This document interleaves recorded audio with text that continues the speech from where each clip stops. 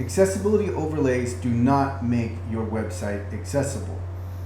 Also, they are discriminatory if you read through Title III of the ADA. So I will summarize two subsections now. Participation in unequal benefit. It shall be discriminatory to afford on the basis of disability an accommodation that is not equal to that afforded to other individuals.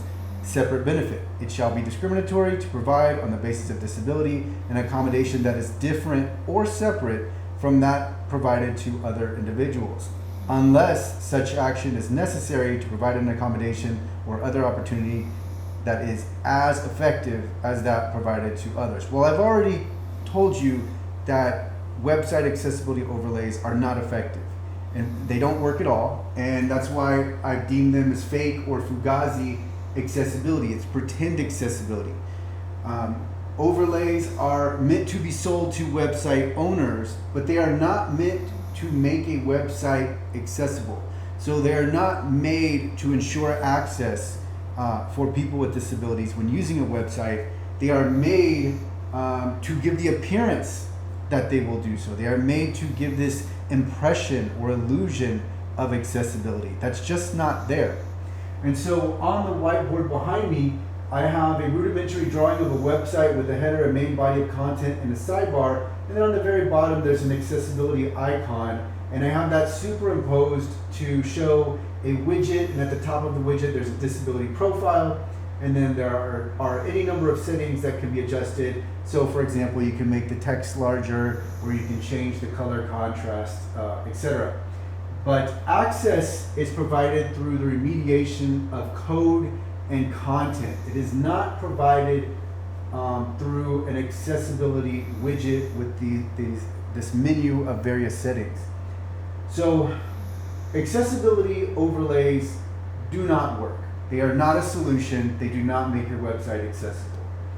But for the purposes of this video, let's assume that they do work.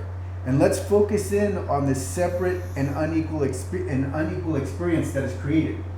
So the first question I have written on the whiteboard is, why do I have to reveal my disability to use this effectively? So on the disability profile, there are any number of disabilities that can be chosen that will change how the website is rendered. But why do I have to volunteer my disability? That sounds separate in and of itself. That doesn't sound separate. It is separate. It is unequal.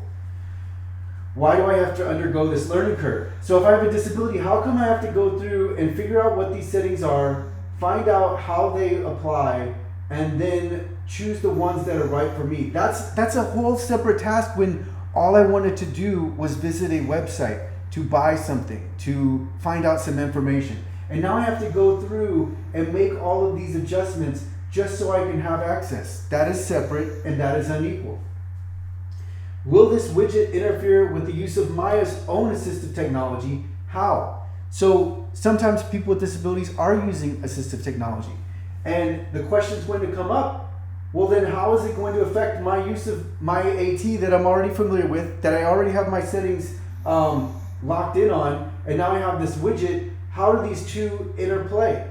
And so again, we have a separate and unequal experience. Whereas before, if the website was accessible, I could simply go in there and do whatever I wanted. Now I have to go through this unnecessary middleman that has been stuck between my use of the website and my assistive technology, or just my wanting to interact with the website. What if I don't notice the widget? Not everybody is going to notice that there's a small icon and or know what that icon means. What if I don't want to use this widget? Not everybody wants to activate a widget. Many people don't. For what reason? Well, what I have written next would apply. What are the privacy implications of using this widget? So what happens? Are cookies going to be embedded into my computer? Am I going to be served different ads now because advertisers know I have a disability? What is going to happen? What is the privacy policy here? Well, now do I have to go to the website's privacy policy? What if the privacy policy of the company doesn't mention this widget that's present on the website? Now what? Well, now I don't know, and now I'm at an impasse.